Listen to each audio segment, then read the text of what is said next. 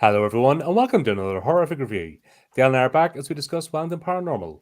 Sergeant Maaka and Officers Minogue and O'Leary are members of the Wellington, New Zealand Police. Their job is to investigate paranormal phenomena. Oh, we're nearly at the end.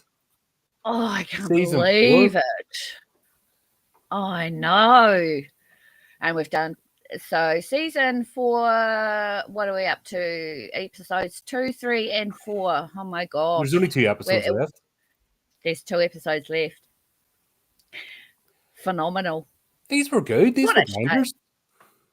They are. They were really good. They are really up the ante in this season. Mm-hmm. And the comedy's flowing better. The awkwardness that was on season 1's completely gone now. Oh, absolutely. Oh, gosh. This really made the personalities shine in these 3 ones. Oh, it's just so good. I just can't pick a favourite anymore. They're all just as good as each other. Yeah, it's just proper fun entertainment, like 20-odd minutes of just have a laugh. Gut cracking up. But we'll start off with The Wicked Man, which is a straight parody. Yeah, The Wicker Man, which I haven't watched. Oops, I haven't even watched The Wicker Man. I don't think so. Christopher Lee and Robert Woodward. No, I haven't watched Red it. Eklund? No, I think I was supposed to watch it once, and I just didn't get around to it. Do not watch the Nicolas Cage remake. Just stay away from that. You can live a happier life not knowing that exists. I'll remember that. Oh, the original's brilliant. Oh, wow. Cool. Oh, well. I'll get to it. Yeah. Is it Steve Cameron covered that, and we covered The Wicker Tree because there was a sequel made. Like, that was terrible. Absolutely shocking. Yeah. Same director and all the film company, and decided to make a sequel, and it was actually worse than the Nicolas Cage one, and I didn't think that'd be possible. Oh my god, it's hilarious. But they threw a bit of Midsummer into this as well, which was funny. Oh yeah, did they what? Yeah, and they actually did it. I think some of it was to do with Gloria Vale, which is a cult we have down south. Mm-hmm. And so that's what the Vale and the Ville is at the end. You know how they're like, is it what do they call it? Oh, whatever it is. But yeah, so Hornsvale. Hornsvale was the name of their town, and Gloria Vale is the one we've got down south, and it's a massive cult down there, and they all wear the same, and it's exactly like Midsummer as well. So God. Yeah, I know. Yeah, they're always getting arrested. I wasn't getting it because obviously in The Wicker Man it's Summer Isle, you know. Yeah. So that was a bit of it, wasn't it? Yeah, Sails Island, and they weren't even on an island. They were at the beach. They spawned, but they made it look really real. It's good. I love those briefings. Like, the briefings are a thing of their own. They are. They're phenomenal.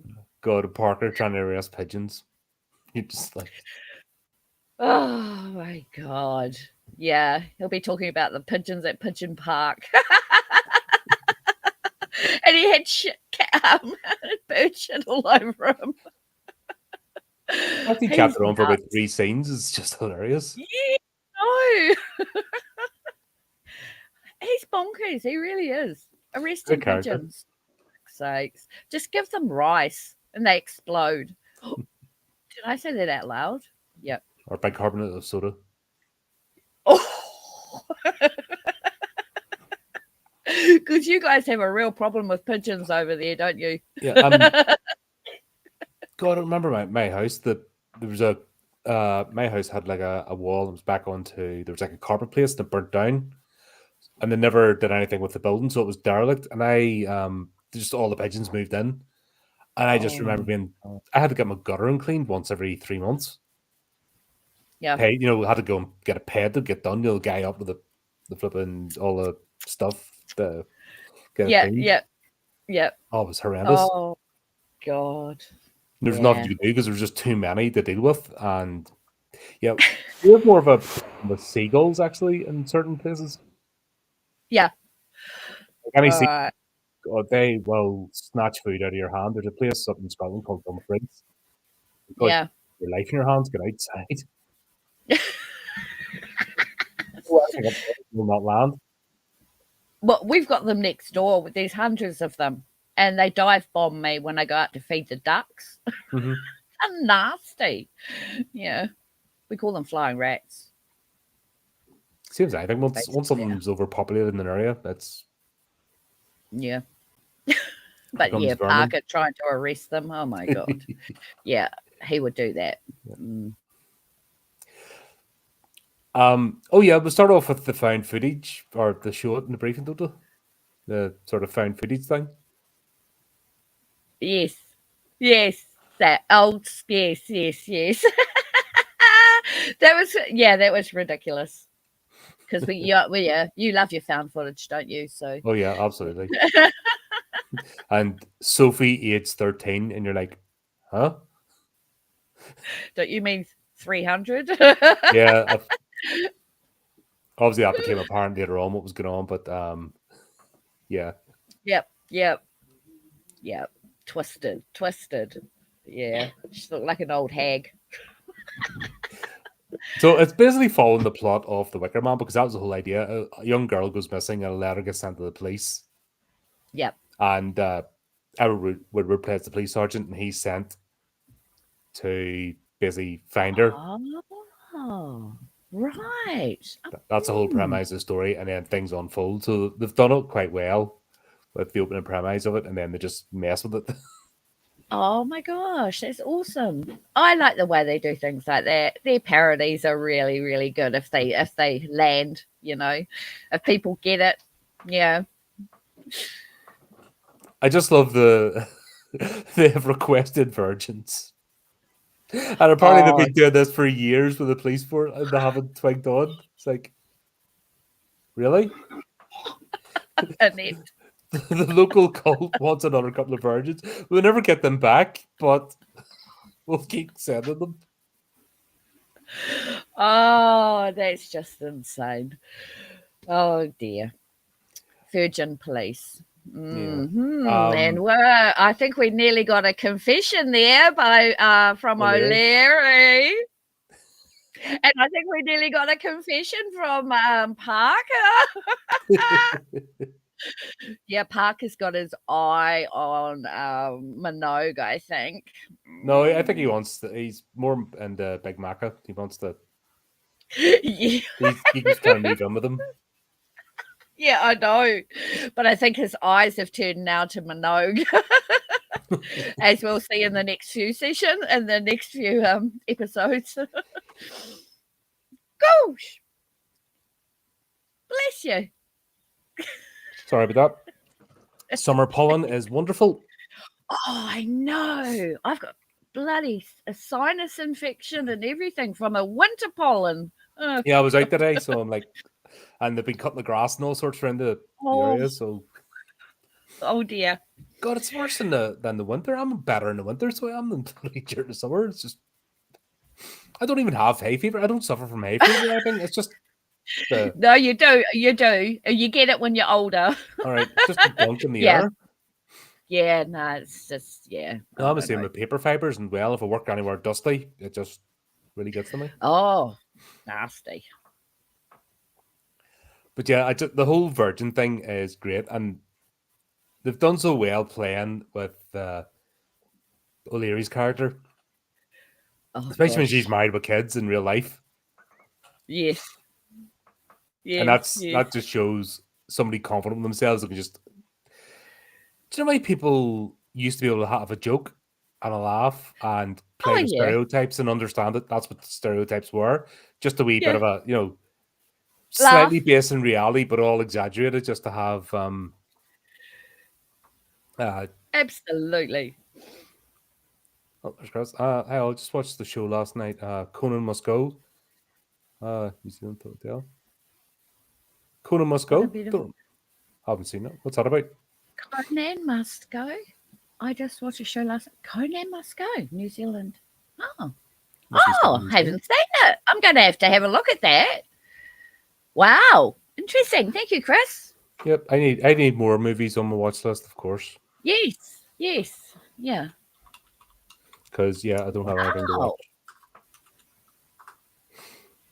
I wonder if that's the one. Conan. It's got Parker in it. Conan O'Brien Must Go TV series. Brilliant and Hilarious Travel Series. Conan's Comedic Humanity. Who's Conan? Who's he? Some documentary person. Oh, it's a TV series. Yeah, I wonder if that's the one that's got Parker in it. I'll have to look it up. I'm looking up now. Yeah, because I saw one that it's got Parker on it and videos. Taika Waititi's in it. Maaka's in it. Wow! I wonder if it's a spin-off of Wellington Paranormal somehow. No, it's who is he? Like another. No, they couldn't do that. Yeah, hang on. For anyone that might be interested, I'll chuck it in the chat so you can look it up later. Conan O'Brien is a comedian, apparently. Oh. Strangle myself with the bloody cord. Yeah, Maaka Pahodu's in it. Excellent. Oh my I need to look up and see what else he's done, actually. Oh, he's just brilliant. He knows how to act, man. This one, I love the way they're back to avoiding Parker again. It's like, no, don't let him in. Like, he's been really involved. Now they're back to, he's getting too much for us. Well, he is. He's a full-on character. I don't know how they put it. They only need, they only ask him for help when they are desperate, and he's actually quite a helpful character. I don't know. I love the way he just lurks, He just lurks there outside the door. Oh, I was just passing. Yeah, right. Yeah, he's listening at the door. He's probably got a glass up to it. But we get Captain Quinn again. Oh God! Not a ugly. But he was there in the Tanafa episode. Yes, he was. And it's not, he hasn't lost his eye, just spray stuff on it, so he wears an eye patch. It's like, oh, brilliant. God. I love his stories when he finally tells them. Yeah. Well, he ends up being quite a character in this one, doesn't he?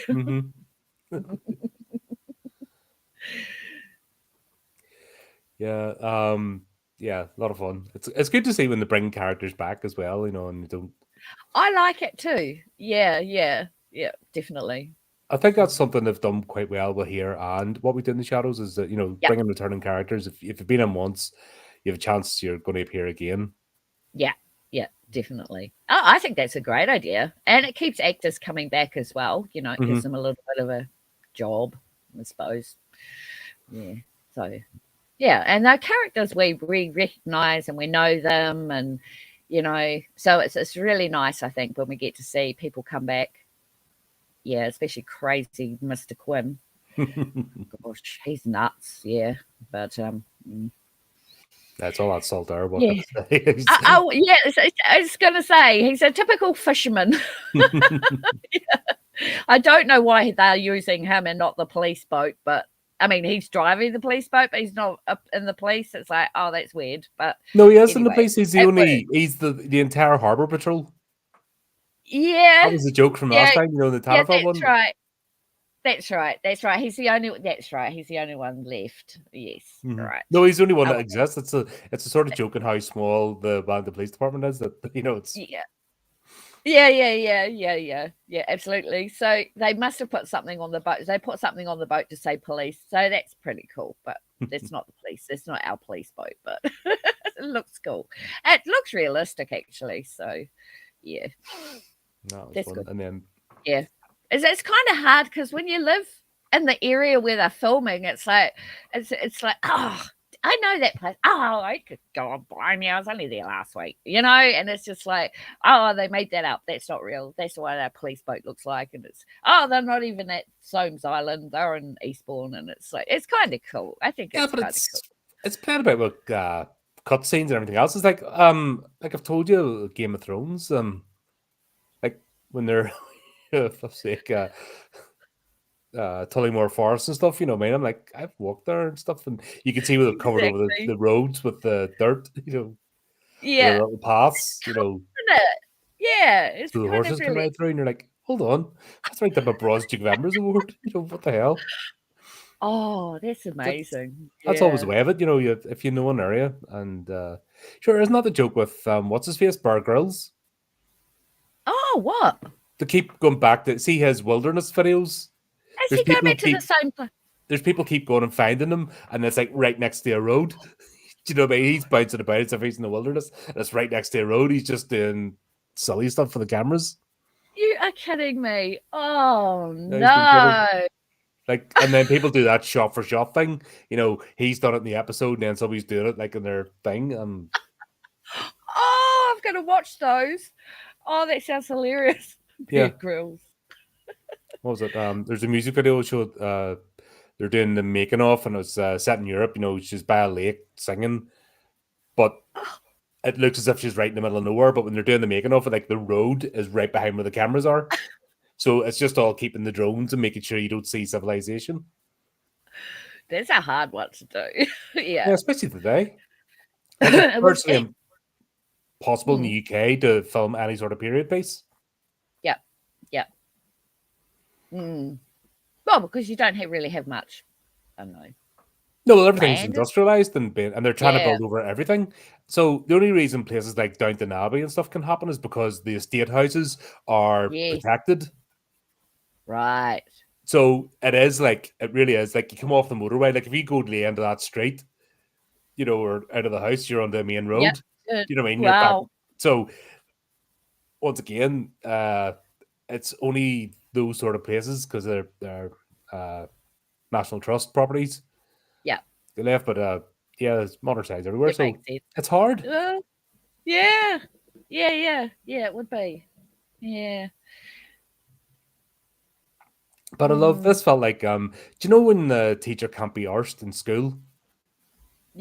Teaching, and they're just like, here's the instructional video. It's like, I can't be arsed hypnotize you. Here's the video. Yeah, watch the video. Wheel out the video and go for a smoke. We'll be back when you're hypnotized. It kind of reminded me of oh God, I can't even remember now. The Ring. It's The Ring that had the VCR, wasn't it? Yeah. Yeah, you watched the VCR. That's right. It was The Ring. Yeah, but that's a curse. That wasn't hypnosis. Yes. No, it wasn't hypnosis, but it was the VCR. What do you call those things again? VCR. Video camera recorder. Video cassette recorder. Sorry. Yeah, cassette recorder. Jeez. He's old school. But yeah, he's what's his name? Minogue's very prone to possessions and attacks, spiritual attacks, and yeah, they must really love him. That's his go with the flow type nature. Yeah, I think so too. Do you know what I mean? He's the one that ends up in the hot tubs and stuff and just crack, it's like, oh, this is fun, and just cracks on. So he would, it reminds me a bit like Homer Simpson. Do you know that sort of, if there's something to break, he'll break it. Yeah. That sort of, Don't touch the bloody toxic pen, and he goes and writes with it or something. Yeah, definitely that's Minogue. Yeah, and we find out this place is like Midsummer. It is more like Midsummer than Wicker Man. It's got that at that stage, more vibe. They paid more into that, which is fair enough. And meanwhile, back at the ranch at the police station, Maaka finally twigs on. Oh, hold on, hang on. We've been sending all these virgins, and they're getting sacrificed. Oops. I'm gonna have to send them a box of chocolates as an apology if they survive. Yeah, a box of rose chocolates. Yeah, that'll fix it. Maybe for him it would. He looks like he enjoys a few chocolates. Yeah, I can't say anything about that. Yeah, me neither. I started Funny, trying to that cut was a down now and funny get one. myself out more because go down a bad path. Yeah, I just love that. I wasn't expecting that to be such a good joke, but yeah, it really did work. Yeah, it did. It did. Yeah, they're really good at this. They're really good at this stuff. Yeah. Yeah. So it turns out Sophie is like she thinks she's 13, and that's sort of the joke that these people have all think they've been given eternal life, and they all are still teenagers. And Mama, what she thinks she's 21. Yeah, it's like Blimey. every person on Instagram, isn't it? Yeah, exactly. With their filters. Yeah, My friends do it too. It's ridiculous. I just own it. Freaking Yeah, hell. because then I see them at the supermarket. I'm like, why do you filter your photos? You look nothing like your photo. And for what You're my purpose? best friend. Yeah, exactly. No, I don't know. To make yourself look better. Make yourself feel better. It's a woman thing. See, when you need to be validated by others, by just strangers as well. It's a strange. I know it's a Yeah. consequence Ugh, of social media, but when you need the constant validation of strangers, there's you're something wrong. it's Mm, weird. yeah. No, there's something wrong with you. Seriously. But it affects blokes in different ways. One of the clips actually like miniature painting. When you see like a super professional doing it, and you're just like, Oh, nah, I can't do that in a million years. Or somebody has an entire workshop to do things. We kind of get messed up that way. Or you see somebody with a utter class YouTube setup and all its hundreds of thousands of pounds worth of stuff, and you're like, I can never afford that in a million years. Like, I might as well just give up. oh, It does affect you yeah. if you've any sort of confidence issues, or maybe just not too sure yourself. It's very easy Yeah. online to get intimidated. I never thought about that when it comes to men, actually. Wow, that's very insightful. I didn't actually. It's just I people are didn't even people. think It's just about the men. here's a mad thing. Men and women are different. I know that's a crazy thought and probably blasphemous in today's age, but it's No, true. they are. It's true. But you can still have commonality. Like, it's I always, me, I always say about trying to be strong within yourself, and be happy with yourself first, and don't worry about everything else. And if you're doing something, do it for yourself first and foremost, especially as a creative. Don't worry Yep. about the accolades or the bestseller or getting on lists or getting prizes or awards, because Yeah. that's how you put your head away. Yes. Don't worry about getting them with clicks or gangs or social groups or being part of the cool club, whether it's a Facebook group or whatever, Mm, because that's the path to self-destruction. Because that's when it's the same as putting filters on and wanting to be validated. You're doing it for other people and you're not doing it for yourself. And it's a strange thing. If you just do it for yourself and you don't worry, you by default become more confident, and then you do get attention. Exactly. That's how it's supposed to work. Yeah. And Yeah. if it takes you 20 years, it takes you 20 years. So be it. You're not wasting your time. If No. you're being productive individual and you're working on yourself, that is not a waste of time. And everything's a pyramid. Do you know what I mean? There's always Yep. the tip of the pyramid, and the worst battles are in that little triangle bit at the top. They will fight over 0.5%. And you see them like larger, use YouTube, similar here. Yeah. Larger YouTubers, you look at them tear each other apart just to get 0.1 more subscribers or I 10 know. hours more watch time, and they'll put their heads away, and then you see the numbers that actually the break over it. That's when it stops being about doing the Yeah. thing for yourself or the Yep. creative purpose. Yep. Mm. But yeah, you can see Definitely. this is purely with a village out of vanity. You know, it's like, oh, I'm still a kid. Like, I would not want to be 21 again. Oh, I mean, I had Oh, more fun, but no, no. Please, no, no. We no. never want to go back to being 21. Oh my God, no. My worst was like between 16 and like 24. Because you're just getting the adulthood, your early adulthood. You Yeah, haven't built anything and you're still figuring out life and you're flipping, your brain doesn't fully develop. You're 25 anyway. So yeah, you're still yeah, essentially a child and you're running about in an adult body doing adult things with a child's yeah. brain still rattling about. And oh, no, no thanks. No, no, mm-mm. No way. Yeah, but like you're saying, Chris, that's the path to self destruction. Because there are people out there, because if you try to do something in life, there's somebody that will tear you down because they won't, and just because you are. If you ever notice, the biggest negative commenters aren't creatives themselves. An athlete, what did I read? An athlete will never slag you off for training. A top musician will never slag you off for practicing. A Practicing. best-selling author will never slag you off for writing, etc., etc. But it's the person that doesn't even have the guts to do anything are the ones who are going to be your biggest critics because they have nothing. And it's a crabs in the bucket analogy. You're climbing out of the bucket. They don't want that because it makes them look bad and makes Yeah, them, they don't want to look in the mirror and ask the question why they aren't even trying. So they'll be the ones that come at you first to tear you down. And it's not about you. It's more about them.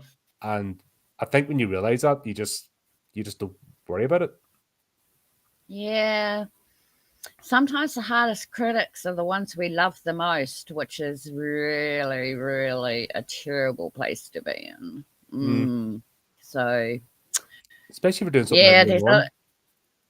yeah, exactly. Yeah, or you've changed your whole pathway to do something else, and yeah, Chris, I just wouldn't worry about what other people have to say.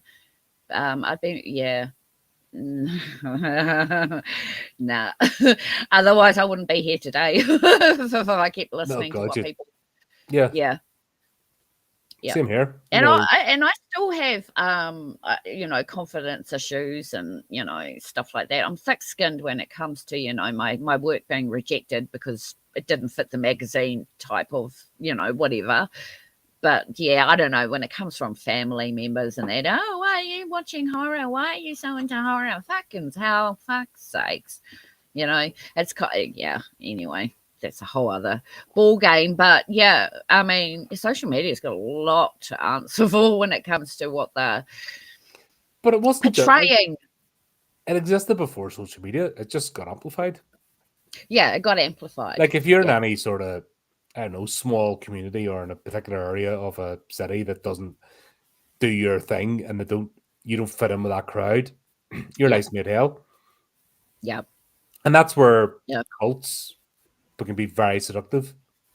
Very seductive, very much, and they trick you. They trick you. They don't tell you the name of sometimes, and it's a lot of it has to do with tricking people, and you know, um, just like Jim Jones, Mm. he tricked people, and cults are a real freaky thing. We don't have as many cults over here as say America or in I England. think America was the birth of the cult. I wouldn't be surprised. Mind you, there's the German Amish, obviously. Mm. They're still around, but they're not a cult. That's a way of living, I think. There's a fine line between a cult and actual religion, I think. Yeah, Yeah. it's everything's It's a very nuanced, isn't fine it? line. And Yeah. Yeah, yeah, yeah. that's why you have Definitely. different. Some people are ultra, whatever, and that's where borderlines in the cult and all that Yes. kind of stuff. It's Yes. just got to Yeah. be careful. Yeah. But then Especially there's these online things, cults now. guys. They're nuts, eh? Yeah, there's online cults now. If you think about it, you don't even have to go and live Yeah. in a commune. There's people that live on, especially Facebook groups. They're borderline cults there. Yeah, I If you know. think people that join certain Facebook groups and that, and they don't ever talk to anybody outside it, and there's probably web Oh, pages and stuff, and all sorts that that's what they do. yeah. Mm. Yeah, but after COVID, I think people went a bit weird. So, they were locked in their houses for so long and things like that. And I don't know, I think maybe some people joined cults because Well, the COVID was a cult. Let's be it, honest. There was the well, COVID yeah, cult, and they yeah, desperately didn't want to let it go, especially the ones with the face masks. That was a sign yes, of their virtue, so they didn't want to let that go because it was power, and they got notice with anything, with a herd or a cult, it's who can I hate? And the more they preach about love and help and yeah. whatever, they always need somebody to hate. And you saw that absolute glee, like if they saw a non-believer and you just watch people go proper feral. Oh, God, yeah. Nuts. It's Just completely. Their world's gone really mad. hard not to punch. If I see someone in a face mask, it's really hard not to just go, get out. I remember what you did. Get out, get out of my life. Yeah. They're the ones now that people are looking at going, oh my God, But why that's are you wearing a mask? no, there's various reasons, and I know people have health reasons and stuff, but there's some people have confidence in that. But when that gets imposed and everyone else, like I said, you've just got that now. I wouldn't have thought about it before. Now Yeah, I just yeah, have a burning anger, like a yeah, proper. yeah. I see somebody in the face, and especially when they do, when they did the thing and they just have the nose poking over the top, Yep, and I'm like, yep. Was ugh. Yeah, that's not that. That's a people are actually using them now, those masks, to rob our dairies over here. They're just walking with a face mask in yeah, that's broad because daylight. it became the order where and the wee hood rats, That's that right. used to be a And the hood sign, rat. and Yep, yep. they all covered their faces, Pull them but up over. Yep, exactly. So yeah. it breeded a whole new breed of criminals. Anyway. But this was lighthearted. It's just like I think anything to do with cultish behavior in 2025. Oh, it's I got to think we're be. all just got burned by so many of them that you're Yep, like, it's a bit too close. No, I remember we experienced those. yep. Yes. But yeah, when it's like they have to release the Parker, they realize they have to send a squad over. Poor Parker. Oh dear. Never mind. So the bit of obviously they're going around. They realize it's a ruse. Obviously, Sophie's not missing. It's all a game to draw Oh, them in. oh yeah. Yeah, I love the way Captain Quinn just appears and he's like, "Well, I was kind of hypnotized. Made to do what they say." Just so blasé about it. Yeah, but he's the one that's been bringing the cops to them. So they've been hypnotizing him to bring the cops over. Oh, that's so funny. Mm-hmm. Oh, no. So that's where our police have disappeared to. But I wasn't expecting an actual Saturday to arrive. Yeah, wow. That was quite kind of cool, actually. He was what a cool Satan. I have to say, the horned man. Yeah, he was cool. That Yeah, was a once New again, great Zealand makeup, station. great. That's New Zealand station. Yeah, exactly. I mean, look at the hooves and the. Have we It's like seen more of a him Satyr, before? Satyr. The one that plays the lute. Yeah. I was thinking it was more of that, but yeah, I love the way Yep. they've got yeah, Minogue wasn't fussed till he said, "Oh, you can come to the hot tub," and that's it. He sold. Boof. Yeah, he loves his hot tubs, Mm-hmm. especially with ghosts. Yep. But I love the way he's the one on the throne with the full midsummer sort of get up. Yeah, that was good. Oh, he loved it. Yeah, that's it. Like I said, his character's just so easy going. Like, this seems like fun. Yeah, why not? Exactly. Yeah. Oh, he's classic. But then we get I don't think he's actually a virgin. He whispers in the air, "Oh, I've done that loads of times." Yeah, no. I Oh, I thought you God. meant the Virgo. Virgo.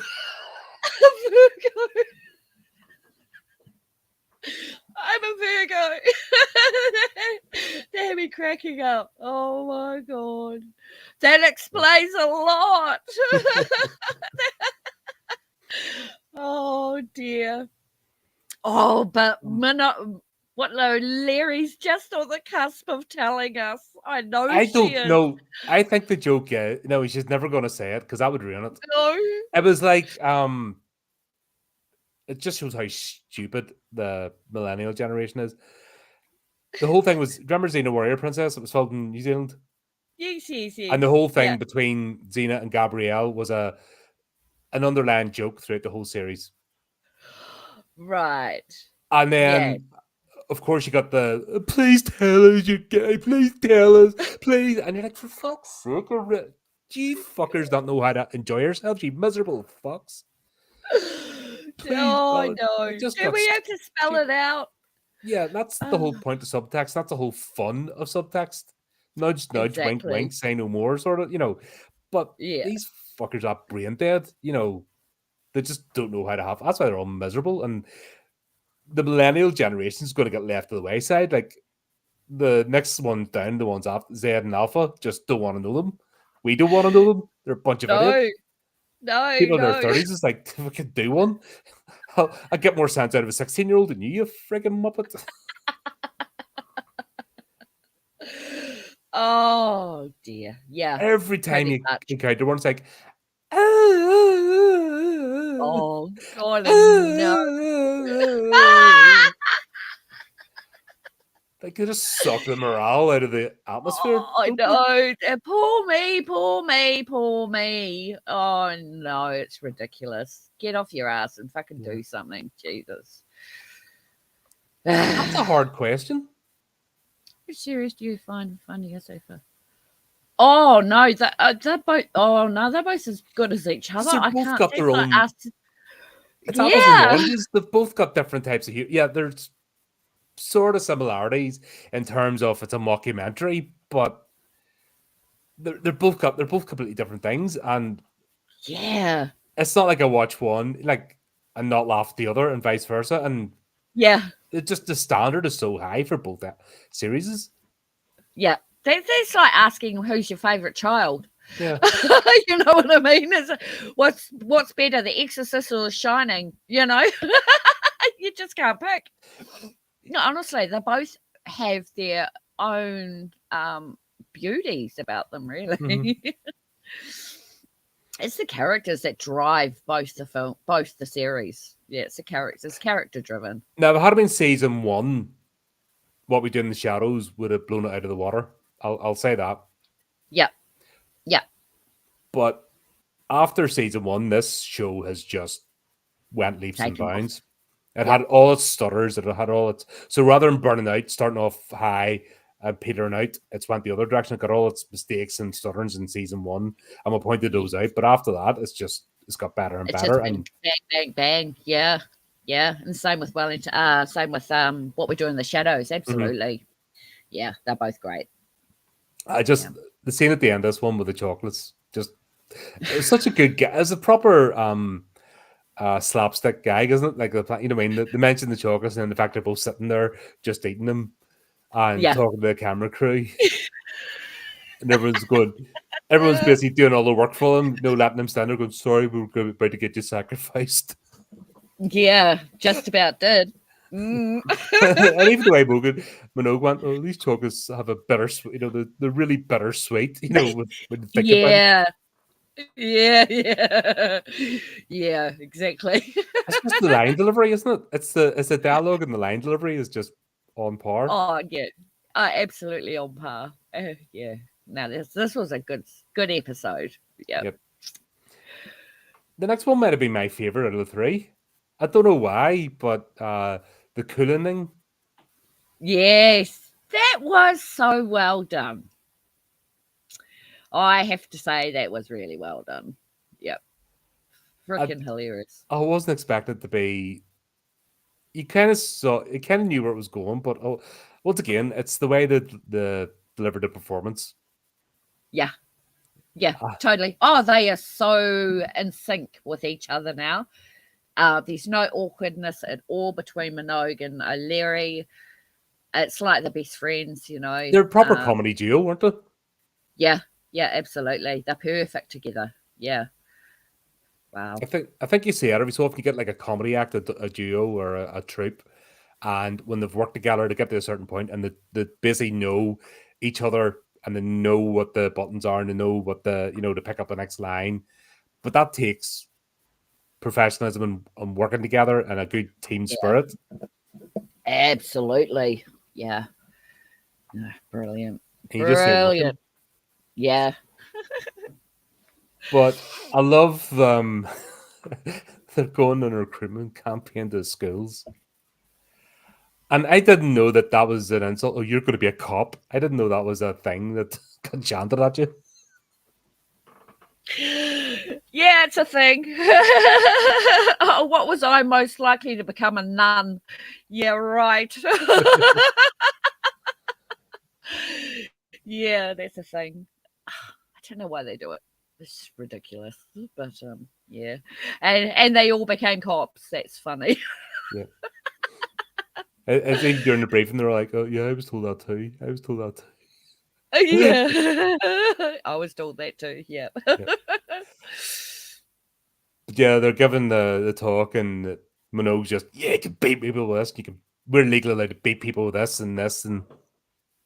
Oh, I know. Oh, they came to our school. Oh my goodness, when I was in college. They do a big recruitment thing. They go to every college. But yeah, that was cool. Yeah, back in school I did a thing called the RUC Ramble scheme. Oh, yeah. And that's where the Royal Ulster Constabulary, that was the police before it became PSNI.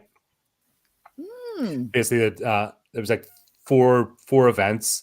And the first one was just like a coastal walk. So it's like only like 10 miles or something. It wasn't that much. But it did a coastal walk. Then you went up the Mourns, and there was 2 of those. It got longer. And you got a certificate for doing it. And that was community outreach. And then we did a weekend. Ah. Sort like of adventure weekend. Yeah, it was like that, but just like a stripped down version. Just the police ran as a community outreach sort of thing. Ah, okay.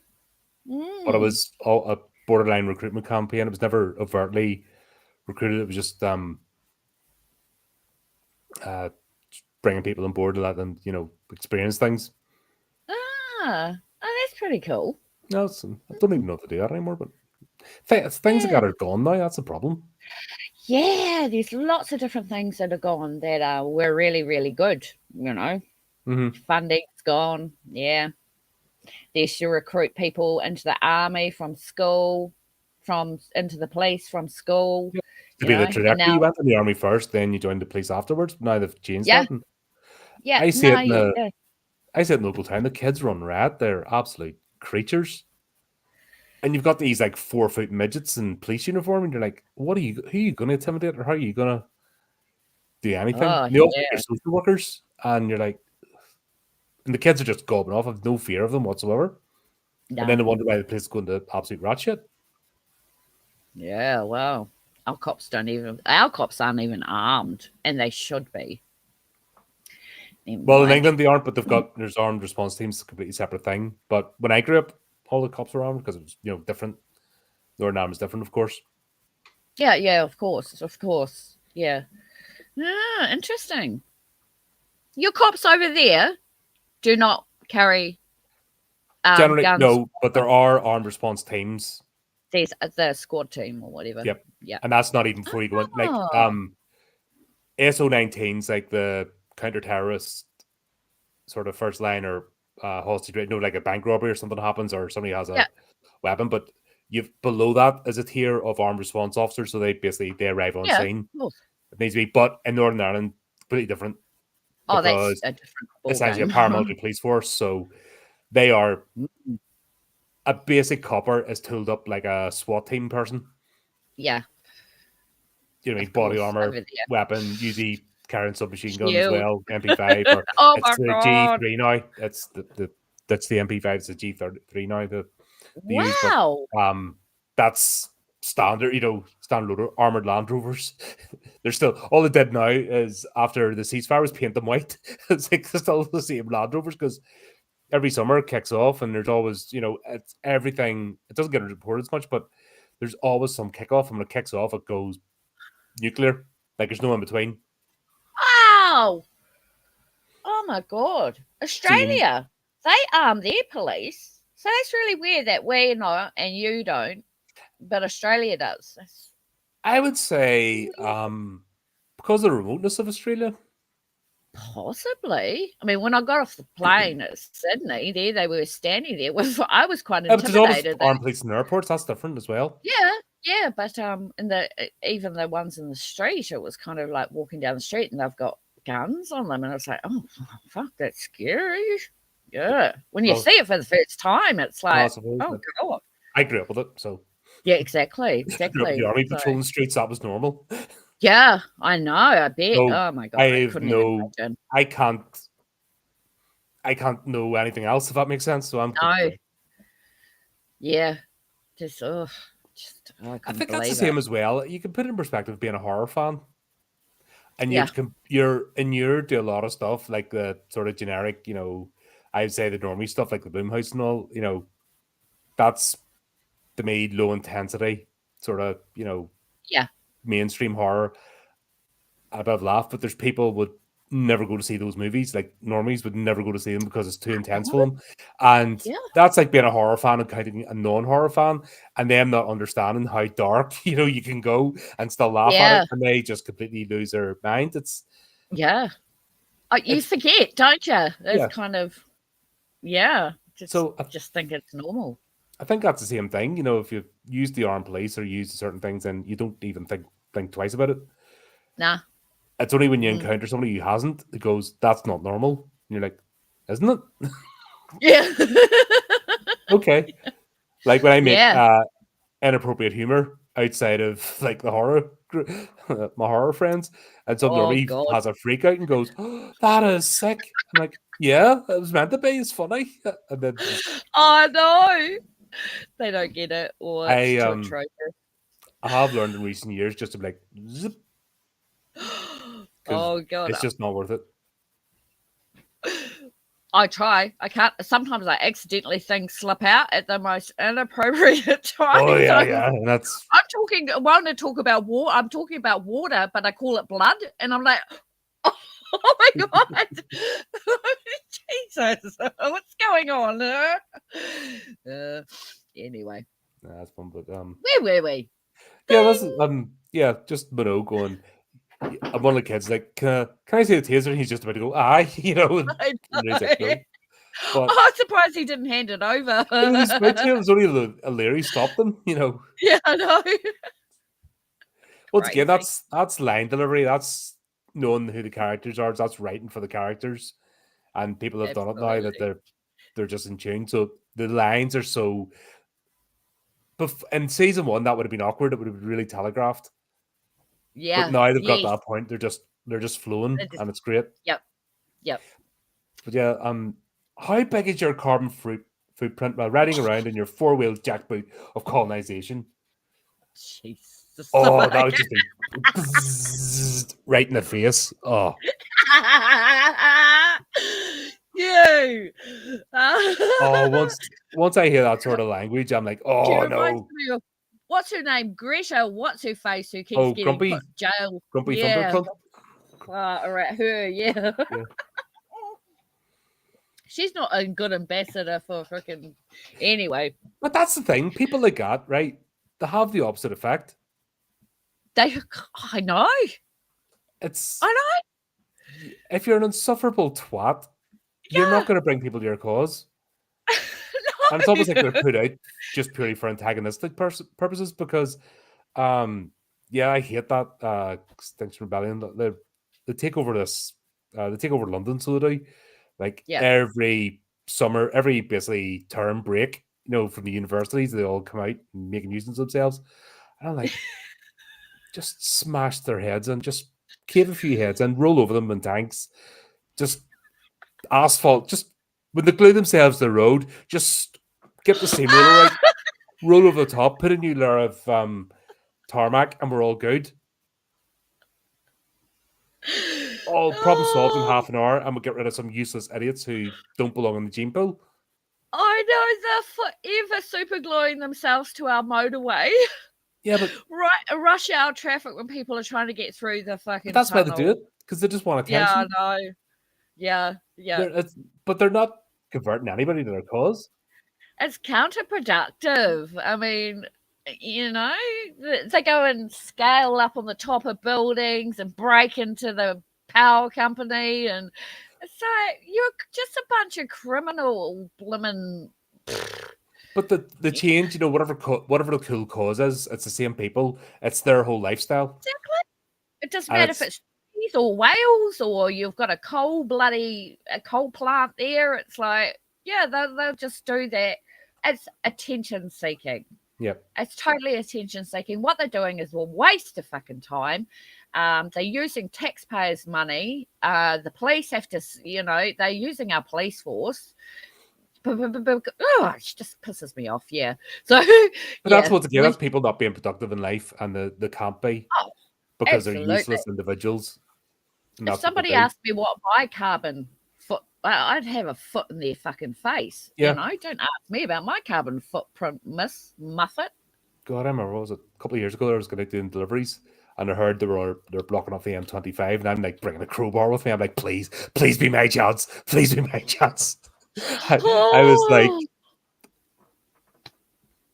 please stop me, please. I'm ready for you. Oh, so it's a case of you can leave Ireland, but Ireland will never leave you. Oh God, I'll never forget. It was one of them G summits, G7 or G20. Oh, yes. Right, they did it in Northern Ireland, did it in Enniskillen.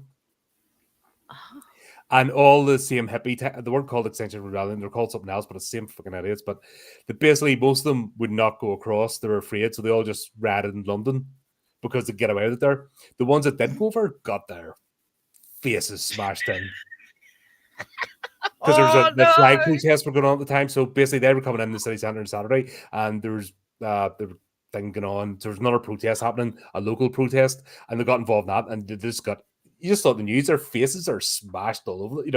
Just I wasn't expecting this. Yeah, this it's never happened again. Happened like this. Yeah, it's never happened again. Oh dear! Do you hire a protester over there? We have hire mass mobs. Yeah, that's the way to do it. Yes. There was one recently there that did it, and it was all the same student types. Yeah. And it was one of the first time ever that protesters with both flags, both the Ulster flag and the tricolour, stood side by side going, we've had enough of this crap. And all the soft students broke through the police, as in the police let them break through. Because you're like, nah, mate, you didn't break through. And that's when I sort of realised a lot of this is crap. Yeah. The getaway, the only reason to do it is because they get away with it. That's right. Because you get a good tune and you soon learn. That's the same with the kids now that cause trouble. It's like if they got a slap around the head, they wouldn't do it. They soon wake up.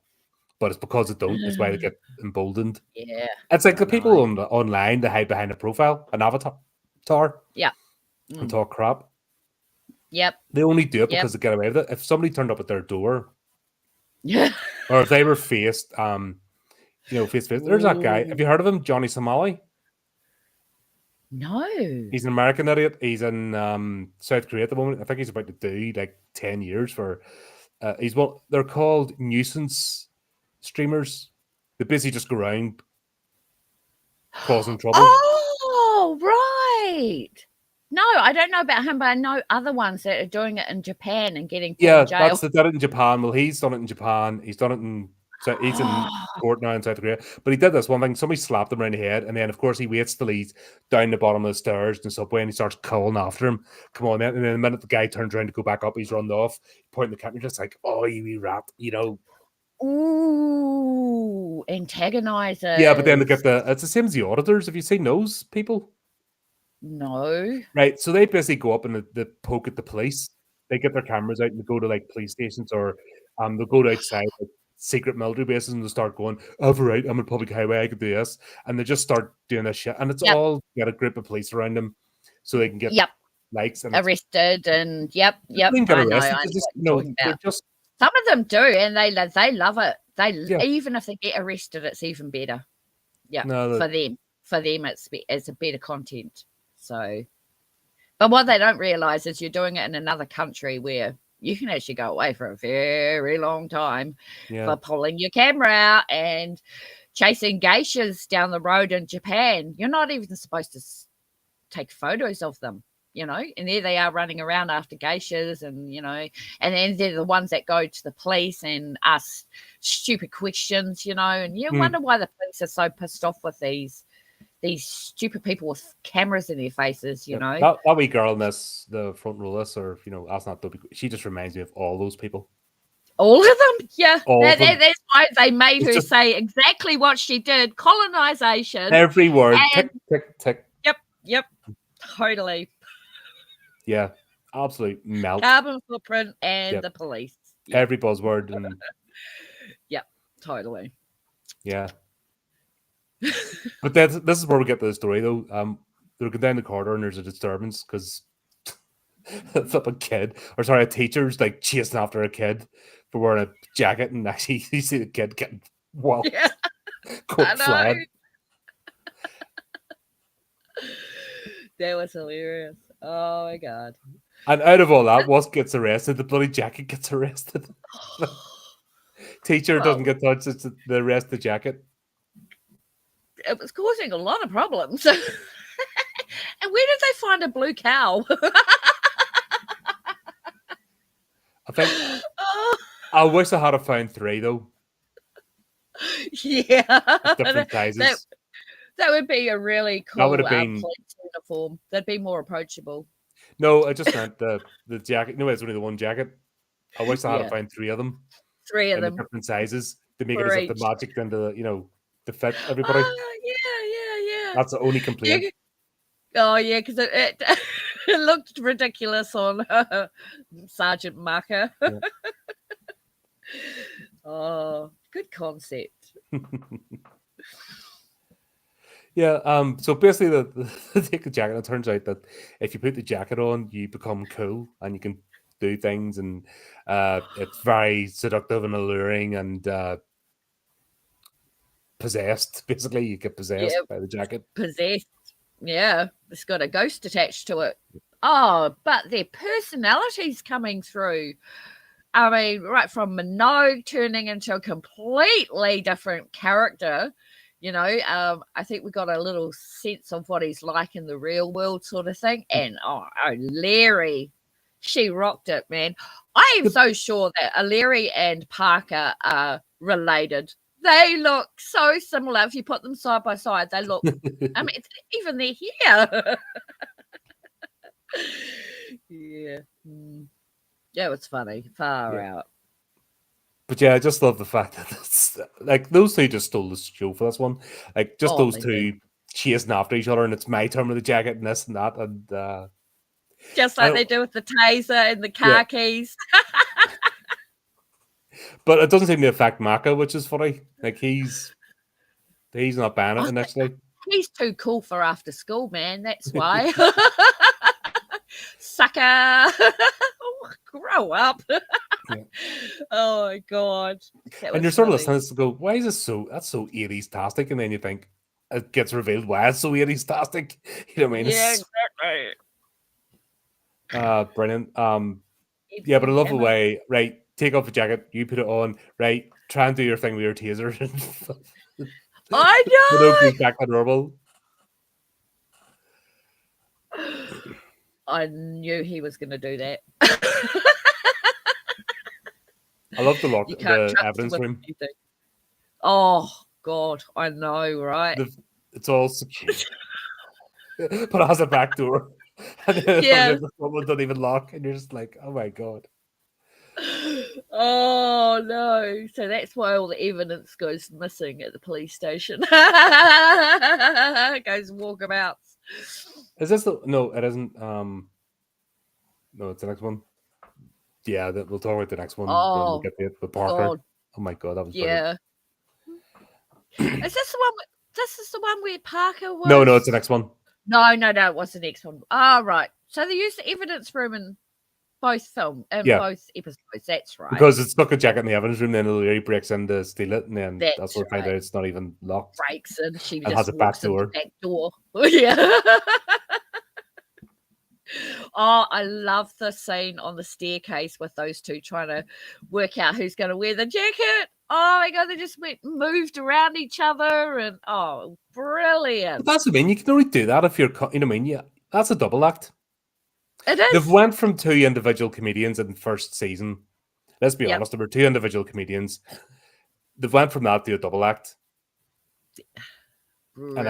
And it's great to see. You know what I mean? It's great to see people progressing in their craft, isn't it? And getting better and getting into a flow. And yeah, it is. Yeah, I'm still impressed.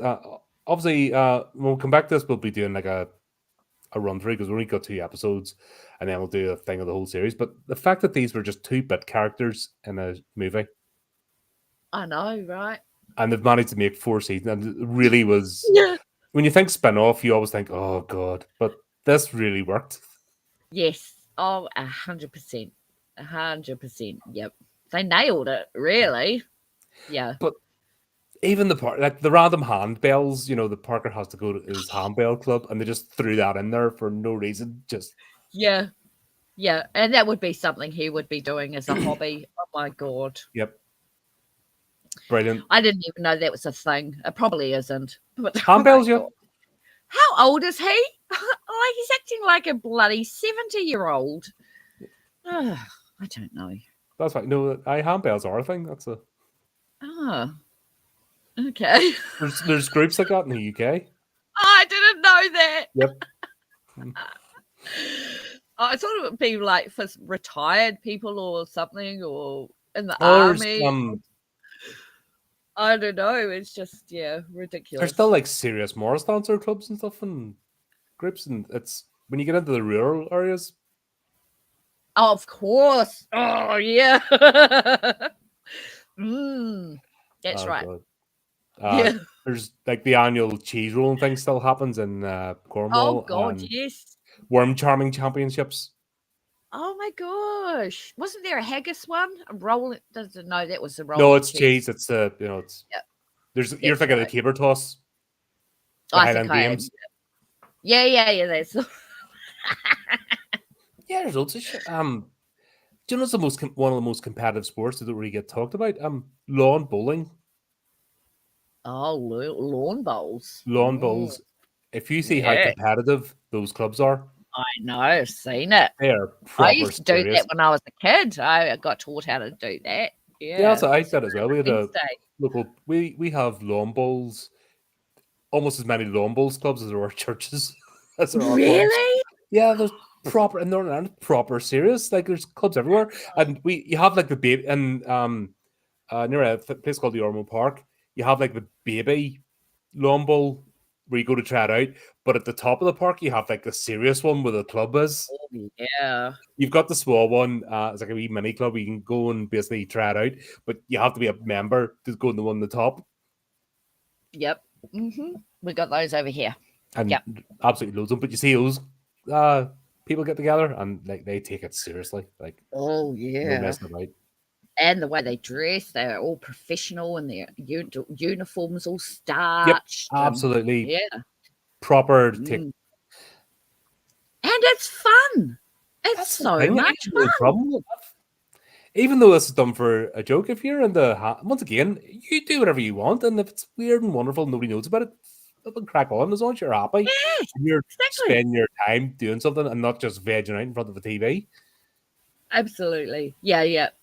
And you meet people in community and friends and, exactly take part in things and you get to express yourself in a different way. Why the hell not? I've no, you know what I mean?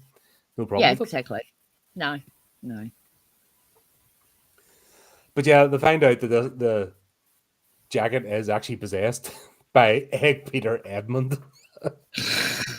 freestyle dancer from the 80s. I know. Hey, what about that scene where Minogue falls through the roof? Yes. Holy shit! Like, how the fuck did they do that? Sorry, my French. I was blown away, like, because I don't know. I'm really analysing this Wellington Paranormal more so than what we do in the shadows.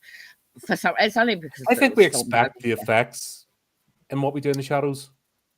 Yes, But when they do very much so. effects in this, because it's mainly character driven, Yes.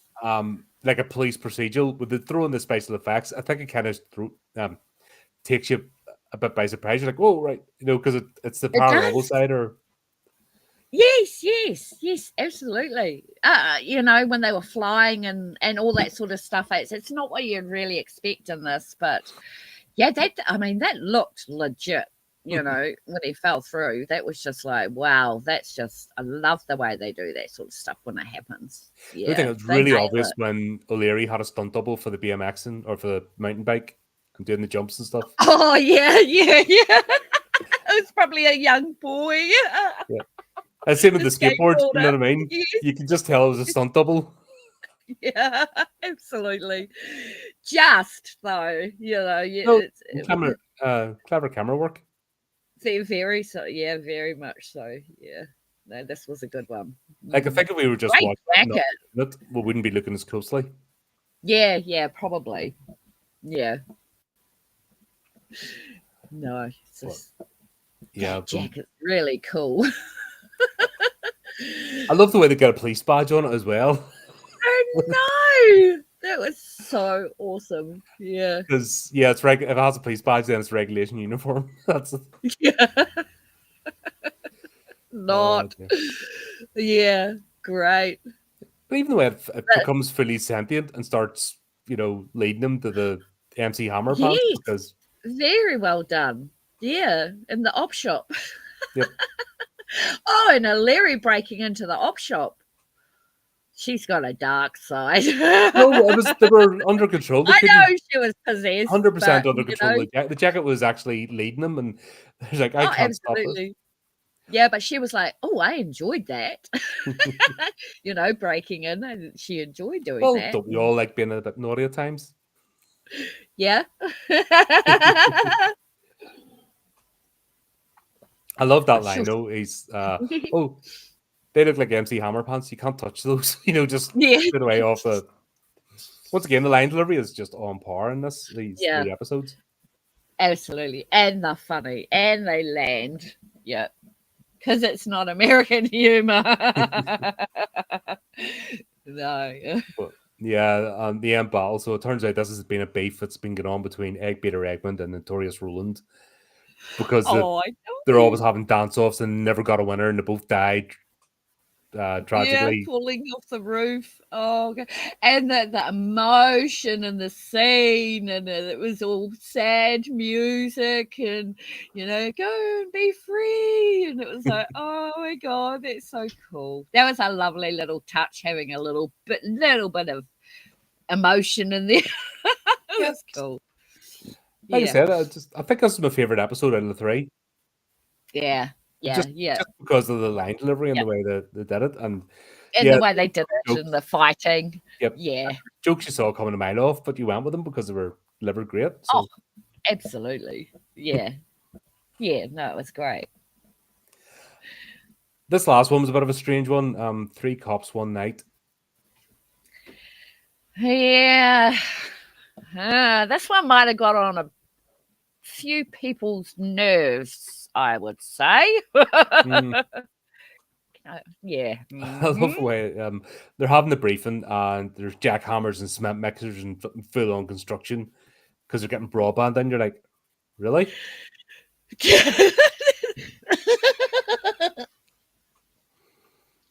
I told you, our internet over here sucks. We do need jackhammers to get just to get a 4G signal. Yes, exactly. Yeah, see, God, I thought we were never going to be streaming together because of the amount of hassle we had at the start. Oh, I know. God, that was really bad, wasn't it? But got Yeah. through it at the end of the day. You know, that's the main thing. Yeah, we did. There's always a But I solution. mean, oh, it's just been ridiculous. We can't do anything. Honestly, the platforms and we've got high fiber. Like we pay through the roof for our fiber, and it's just I've got it plugged in to the bloody modem. It's like, yeah, I don't know, but anyway, see. I told you. It was on Wellington Paranormal. And of course, they're taking this is basically a joke on Poltergeist, the movie. Fantastic. Yes, definitely. Right. What are they saying? This is another, I think, Kiwi term that they keep calling Pakeha. you. Pakeha. Parkiha? A Pakeha. Yeah, Pakeha. Pakeha is a Māori word for Caucasian. All right. Okay. Yeah. Yeah, so a Pakeha is a white person. Right. Yeah, basically. So we don't call them, we don't usually call, it's nicer to call people Caucasian than it is to call them Pakeha, but Māori call them Pakeha. Yeah. So, yeah, that was right up there with, what was the other one? Chili bin. Chili bin. Remember that took me ages, and I went back, forward, and I could knock. I'm like, what is she saying? That was like week-long mystery, that. Yeah, no. It's an esky in Australia. Did you know that? That's what they call them over there. All right, okay. Yeah. When did the term Eskimo become offensive? When was that a derogatory comment? 10 years ago. About 10 years ago. So they changed the Eskimo ice cream. Why is Eskimo offensive and Inuit isn't? Or is Inuit going to be offensive and then it'll be something else? Inuit's not offensive, but Eskimo is? Eskimo is. I have never used that in all my years, and I've been around for a few years. Never in my life until last year or two have I ever thought of the word Eskimo being derogatory. No, it was never used in a derogatory sense. It was never even thought of. No. It was just, they're Eskimos. Yeah, exactly. But no, you're not allowed to call them Eskimos. I don't know why. But you know the Eskimo ice creams? They changed the name. I wonder if they call them non-Eskimo. That's what to do with right, that would be like me taking offense at a leprechaun. Do you know what I'm saying? Well, exactly. Yeah. I mean, people are just too fucking PC, man. This is just ridiculous. Could you close it? Please? It wasn't even. It's not even offensive. The question. It's not even offensive. I don't know. It's not aimed at the people as a derogatory term. It's they're trying to make the word Oriental offensive as well. They tried that, and it's referring to people of a region. It is right. That's right. Far Eastern Oriental is a region, not just the where. It's basically down to where are you from? Yeah. It's a very weird one, eh? I don't know. Just people have jumped on the bandwagon when it comes to things like that. Apparently, Pakeha used to mean white pig, and that's not even true. So that's why people stopped calling Caucasians Pakeha, because apparently it meant white pig, and it's like it doesn't even mean white pig. So people stopped using Pakeha. So now we just call everyone Caucasians. Yeah, it's just weird. Yeah, I don't know. Everyone gets offended by fucking everything. It's like, oh my god, everyone. Yeah, they're so looking for stuff to be offended. Just it's a virtue. It's all a virtue cycling shite, and it winds me up. Are people getting along better because of it? No, they're not. Not at all. It's counterproductive. Yeah, exactly. So Eskimo lollies and Eskimo ice creams are gone now, and they're called something else. And it's like, oh, but can I get rid of Lucky Charms then, that shitty American cereal? Oh my god, yes. It's got deadly red dye in it anyway. Or can we get rid of plastic patties? That would be better. 40 million of them in America. Just put them in the bottom of the ocean. Yeah, okay. Benjamin's just informed me that Pākehā means non-Māori person. So okay, there you go. So that's okay. Yeah. Anyway, but yeah, the thing about this episode was it was getting a bit below the belt there when it came to going on and on and on and on about colonization. That was ridiculous. But yeah, I don't know. Like I said, this one didn't land with the rest. It just sort of went on too long, and it wasn't really. Yeah. It just felt drawn out. Yeah. And I think it's a very touchy subject as well. So it's like I think they might have gone a little bit too far in this one. See, and it's not. I'm not talking about highly sensitive people. It's just in general. I think what they did was supposed to be funny. But now that I'm watching it with what's happening over here in New Zealand at the moment, it's kind of like, oh God, that is a bit close to the bone. As an outsider, I was taking it they were ripping off Poltergeist. So you know why the whole point of Poltergeist is the belt over the graveyards, the Indian burial ground? Yes, see, that's a whole other thing again. And they were flipping that, but it was over a white person, over not in the, not a. I know what you mean. Indigenous. Yep. They were just flipping it, and they're making it that basically golfers who are the most horrible creatures on the planet anyway. Yeah, yeah, it's fucking boring. Yeah, but no. So Wellington Motorway is built over a cemetery. They basically knocked the gravestones down and built over a cemetery of children and army people. And yeah, so, and the Wellington Police Headquarters is right there. So I wouldn't be surprised if actually part of Wellington Police Headquarters is on top of a cemetery. So this has all got to do with that as well. Right. Well, as an outsider, would not even have taken that. So yeah. So it was a poltergeist thing, like you said.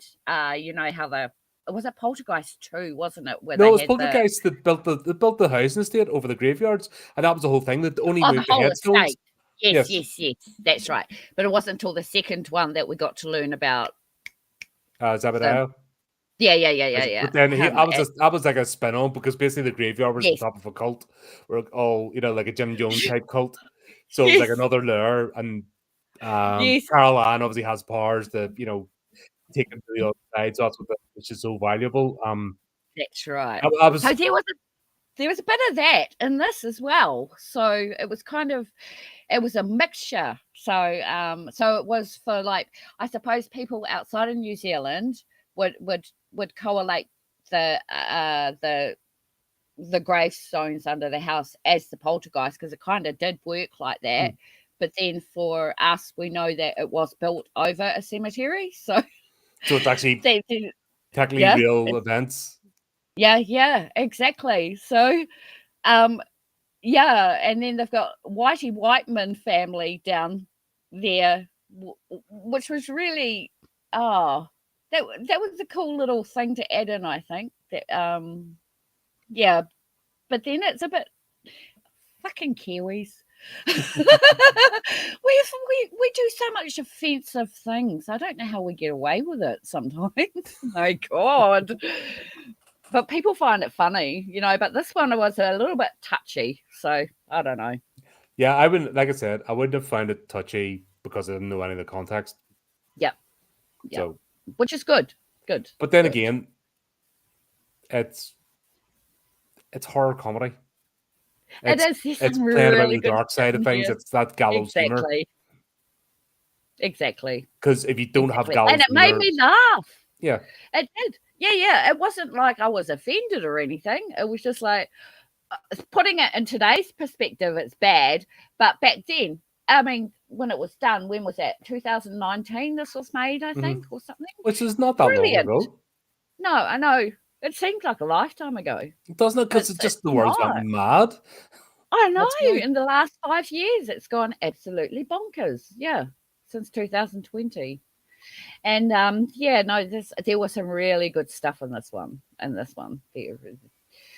Yeah, it just went on a bit long. It was like they were running about the station and that a bit too often, and not really. The plot wasn't moving forward. Oh, this felt long. This one. Yeah. There were some scenes that were dragging out. Yeah, definitely. Yeah. But it had its good moments. Yeah. But the fact that Maaka gotten possessed by Steve Knight is like that's terrible. Do you mean Lord Knight? Dad joke extraordinaire. Oh, isn't he just? Oh man. I don't know. I hate dad jokes, but when they're coming from him, it's actually quite funny. Or my Teflon aliens, they're hilarious too. They'd get on along really well with Steve Knight. Yeah. Yeah, he just that's the first thought. Once Maaka starts getting possessed and coming off all the clips on it off, like Steve getting Steve for an episode. And you can tell, see when Steve's on stream, or even if you're hanging out with him in person, you can just he just gets that point. He's got one brewing, and it has to come out, and it's like, and you go, here we go. And he's so smooth. Sometimes he just drops it in, and you don't, because I take a while sometimes with dad jokes to get them. Because I only really get dark humor, so it's not till a couple of times I read it, or he'll dump something and it's like, oh my god, yeah. Yeah, he's funny. Yeah, he's funny. Yeah. But I love giving him shit on Facebook though, because he gives me shit. That's amazing. Dear. But what is it? Yeah, so it turns out we've got a psychotic golfer who can't actually play. So he just murdered everybody. Yeah, because he missed the 18th hole? Oh no, he got a bogey. A double bogey. Oh my god. My cat's doing crazy shit. Sorry. He's just jumped up and knocked everything off the table. He's got a little bit of dementia. My poor baby. He's 16. Yeah. So he's a little bit old. Yeah. Probably still thinks he can jump about now, and he's probably realised. Oh, he does. Yeah, he's like, oops, nope, that didn't work. Nah. Yeah, the chase scene in this went on. Like I said, that's my only complaint about this. It just went. Yeah, just everything else is so tight. And there's always something else going on, but this was just purely the chase scene when Maaka gets possessed and keeps going after them. But you can't be a horror comedy spoof or any sort if you don't do the Here's Johnny parody. Oh, like it's required by law. It is. It must be. Yep, it should be law. Yeah, everyone. I was wondering when we're going to get it, and sure enough. Yep. Here's Whitey. Here's Whitey Whiteman. Oh dear. Oh, and his accent. Oh my god. Was that someone else's voice? I thought it was Jermaine Clement. It sounded like him, but I'm like, how would that have worked? But yeah. No, but obviously voiceover, but I think yeah. It sounded 100% like Jermaine Clement. 100% it did, didn't it? Yeah. Totally. We could probably look it up and see, but maybe they don't tell us there's those little things. The IMDb's not very good at listening to individual episodes with TV shows. No. But it's the only platform that actually tries. That's the annoying thing.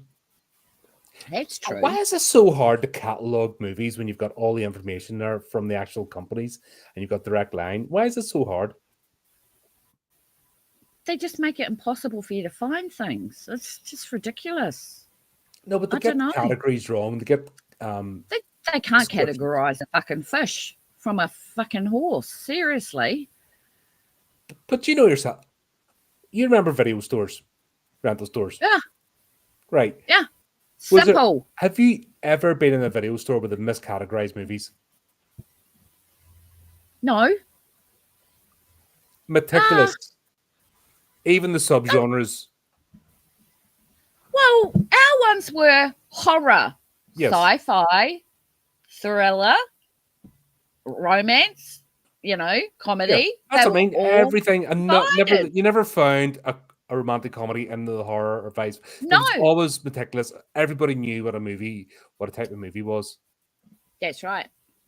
That's right. Like I said, if I Netflix unfortunately, fucked it up. I wish I had been 20 years older, or I wish I was 20 years older. I would love to have my career to have been in the video store. I think I would have been happy. Yeah. Just imagine you're there, you're on the counter, you just watch all the movies, you talk to people about them, you recommend them, you just live in that sort of zone. Yeah. Yeah. Yeah, that would be cool. But then, I mean, they look so bored. But then again, there's always something to do, Yeah. Videos to clean. If you're there, you're watching it, you know what I mean? You stick a movie on, you watch it, and you get it. If you're in the movies. Free movies. That's what people, that's the sort of people that went. That's what I said. I would have loved it because I love talking about movies. So, God, yeah. I'd have been in my element. Yeah. You wouldn't have done it for the money. You know what I mean? The money wouldn't have been great, but you would have, it was a certain type of person, went to the video store. That worked. Absolutely. Yeah. Yep. Then your dream would have been the own one, and have your own little area. But I just don't understand why video store. We've seen how things can be organized, and with knowing that people know categories, but you've got the actual direct link to the movie studios, and they keep arsing it up, and they can't get it right, and it's stupid. It's one thing that really freaking pisses me off. It says, you go and watch it, you think it's a horror, it says it's a horror, you watch it, there's one scene of horror in it, and it wasn't even horror, it was just somebody with a fucking gun, and that's it. And I'm like, that's not a horror. You can't call it a horror. That's when I clicked onto it. That was about 4 years ago. They're just busy putting all the what it is, they're putting all the metadata, all the tags, to be all things to all people. All that shit, yes. And they're not actually, people are afraid to categorize. It's back to this stupid culture, defense and everything, where categories are there for a reason. People fit into categories. It helps us understand and navigate. And it's all about, I'm sorry, but we are a tribal species as humans. We need to know who our tribe is and who's not our tribe. And that isn't just a location or whatever else. Like, that term or concept of a tribe has got bigger. We're part of a tribe. Yeah. Yeah.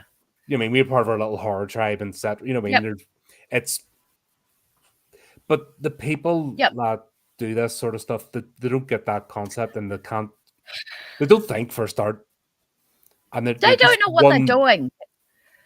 Honestly, they don't know what they're doing. They're incompetent, and they think, oh, okay, there's a scene of a little bit of blood. It's horror. Yep. Fucking bullshit. It's horror. And you can't call all sci-fi alien movies horror either. Oh my God. It's like... No, it's stupidity. But then this is my complaint about the entertainment industry, and it's not just the actors, it's not just the directors, it's everything. All the background, every chain of it has been nepotism for decades now, and we're seeing that nobody can do anything properly because they're all crap. And, I don't know. No, you're right. It's just it's frustrating. Well, it is, because especially if you're looking for a specific genre, you want to watch that genre, but it's been mixed up with this, that, and this and that. And so you don't actually know what you're actually going to be watching. So then people who end up accidentally watching a horror when they didn't want to, that's also a bad consequence of getting the categories wrong. Yeah, because they're the ones that go and complain and cause trouble and that's right, lose their minds. They are, and it's some people are vulnerable to being triggered by horror, so they don't want to watch horror, and that's fair enough. But if you've categorized something as a thriller, and people love thrillers, right? So they go watch it, but it's actually full of horror scenes. It's Yeah, yeah, it's understanding where the line crosses. yeah, exactly. And people just don't give a shit anymore. They're just bored. They're just bored with life, so they just operate like sheep. Half Yeah, asleep sort of thing. Yeah, I know. And it's it's a disgrace to our genre, I mean, now we've got all these subcategories. Oh my God, all these subgenres. but that's the same as anything niche. Look at music as well. You see all the like subgenre within the subgenre, and Even that pisses me off. yeah, but it's what it is.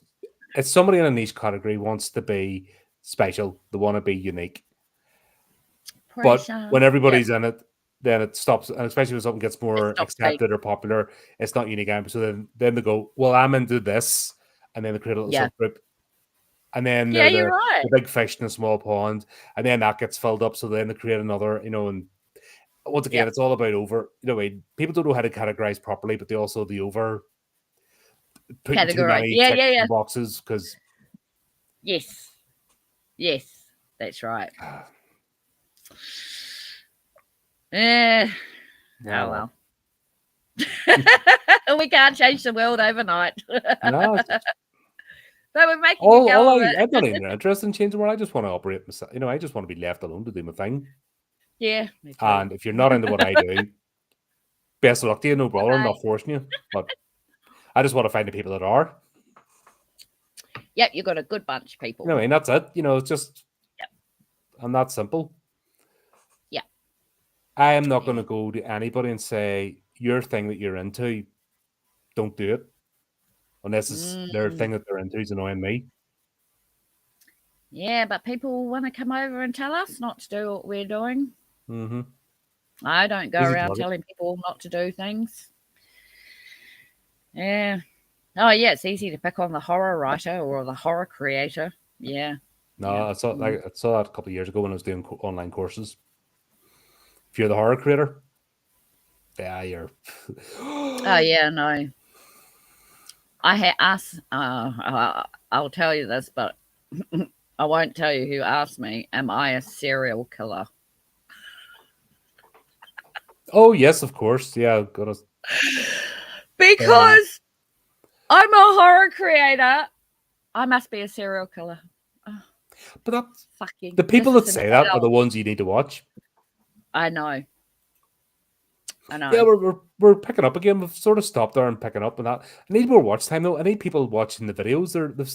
I'm getting more. We're getting more subscribers, but folks, you need to like click on the videos and watch them as well, because Yeah, that's how YouTube exactly. thinks.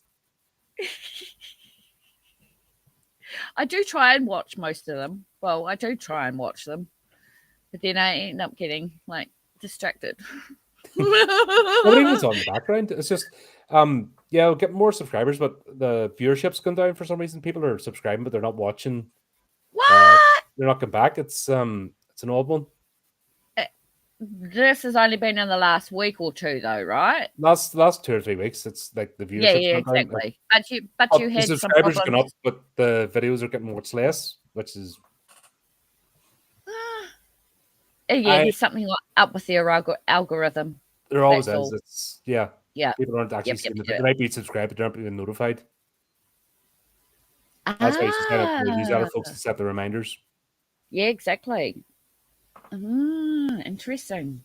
That's always that. Yeah. I just now I understand there's shenanigans going on. I don't get annoyed by it. I just like I said, we keep doing what Yep. we do. We enjoy what we do. Yep. That's it. Exactly. And I just Keep hate the plodding fact that on. people are being denied a chance to watch the stuff because of silly algorithms. Up. But Weird. if people have you wouldn't subscribe to this channel anyway if you have a short attention span. No, exactly. This isn't that channel. You know what? We are minimum an hour streams. We that we like to go in depth and things. And anyone that comes on this channel understands that. So Yeah, you don't, absolutely. you wouldn't subscribe as well. If you watched the video and realized it was too long, you wouldn't subscribe. So there's something else going on. Yeah, no, it's not that, because I love watching your reviews, and especially your authors, when you have authors on there. Oh, I'll watch from the beginning to end. And there's like 100 questions in there from me or whatever. When I'm there. Yeah. So But I've that's got the to thing. watch myself That's what sometimes. people do like that sort of thing. Yeah, exactly. No, I mean, So there's what's his face, Joe Rogan. I was talking about when I was interviewing Dan. Joe Rogan's like the biggest podcaster ever. His episodes are 3 hours. Like if somebody guests with yeah. him, they're spending 3 hours with him, and they're talking Oh about yeah, everything. it takes that long to get to know, But get stuff out. You wouldn't be the biggest if people didn't like long form content or didn't want to go into nuances of things. He wouldn't be the biggest podcaster. That's right. So That's it right. shows that there is a market there. So, and the fact that we're getting more subscribers Definitely. means we're doing the right thing. Because Yeah, you are. I'll say Yeah. we, because we're all part of a team. You know what I mean? Yeah, absolutely. No, People wouldn't be coming on board. They'd be leaving. Absolutely. So I don't see. I'm not interested in catering to the short attention span people. They serve no purpose. No. That's what TikTok's for. People Yeah. who have shortest attention spans. Yeah. That's why I stopped doing the shorts from the episodes, because they serve no purpose, really. They're not really getting watched. And more time. But I'm sitting wasting my time editing video and downloading and clipping out bits. Yep. Where I could be spending time doing something else more productive, like writing or editing things or planning, reaching out to people. I mean, there's 100 things I've been doing than making videos that people don't watch. Oh my goodness. People that watch stuff here, they know what they're coming for. So yeah. But we'll always get this at a certain time. The everything slows down, and then it'll peak again. So it's an algorithm thing. I know that. We've been through it enough now in our 5th year that I know what it is. So you can, exactly. The same thing for my Horror Central. Oh my goodness! Now the numbers are picking up again after 6 months of nothing. Mm-hmm. It's like, oh wow, what's going on here? Yeah, the algorithm. Buggers. Yeah, that's what happens. So you just you just ride with it. You just ride it. Keep doing what you do. Yep. Keep knowing what you enjoy. Make authentic content, and it'll all fall into line. That's right. Nobody. You hear anybody that's went viral or had an overnight success, they've been in the game for about 10 years. There's no overnight success. It's finally their work pays off. Yep, exactly. I mean, I hear people say, Stephen King this and Stephen King that. Well, actually, did you know he probably had to go and do this and this and this and this for 10 years before he ended up doing that? You know what I mean? And people don't see that. They think everybody's an overnight success story, and it's like, and you're going to go viral. And it's like, I can't. Who cares about going viral? What the fuck? I can't read the X feed for too long because it's just authors whining. Oh, gosh. It's just, because obviously all the algorithms just feeding me the author pages and stuff for that because of. Really? I know you're like, I haven't sold any books today. I'm not getting into the top 10. And you're like, fucking just shut. If you're a writer, just write. If you're going to do it, do it. Oh my God. Stop begging people. Like, stop that. I don't know what you call it, but I wrote 100 words today. Fucking just do it. When your work comes out and it gets, you put it together, you get the finished product. Stop telling people you got out of bed in the morning as if it's an achievement. Fuck's sake. Oh my gosh. Nobody's validated me today. Oh, I know. I've had no reassurance from anyone. Nobody loves me. I'm on the garden eating worms. I don't know. Drives me up a wall. Yeah. I will calm down off that wall. It is what it is, and yeah. But I love the fact I had to beat him in the end because he missed his putt and he was going crazy.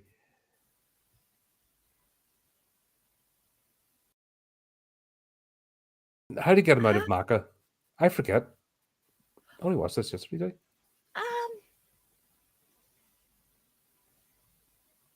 Oh, he told them to pull the jacket off him. He really liked it. Remember, he loved having the jacket on, and then they pulled it off him, like the O'Leary and Minogue. He was like, "Get this jacket off me! Get this jacket off me!" So they pulled it off him, and they put blue contacts in his eyes. He really suited them. I love the bit they get the holy cock out, bless the cock to seal up the grave. They just start chucking water and stuff like that. Yeah, because that's what you do when you leave a cemetery here. I don't know if you guys do that, but Māori do. You never leave a cemetery without. So all our cemeteries have water, so that you can wash your hands and you wash your car, like you sprinkle everything. So yeah, that was very authentic as well. Nice. And what was the other thing? What did he? Oh, yeah. It was Sally's no gaps, wasn't it? Yeah. It was Sally's no gaps. Oh, my God. Like that was going to work. Oh, well, it worked. Well. But what, they left the grave there? I wonder where they went for that, but that was humongous.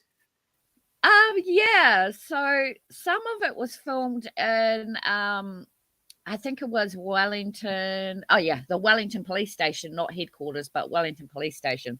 I think that was filmed in there. So, in their car park. That's why all the police cars were there. But I don't know where they found some of these other places, like that basement. I mean, wow, that looked really authentic. That was amazing. That was like proper horror basement, wasn't it? That could be in a whole set. A whole thing by itself. Yeah, exactly. It was fantastic. It looked authentic. Yeah. Great.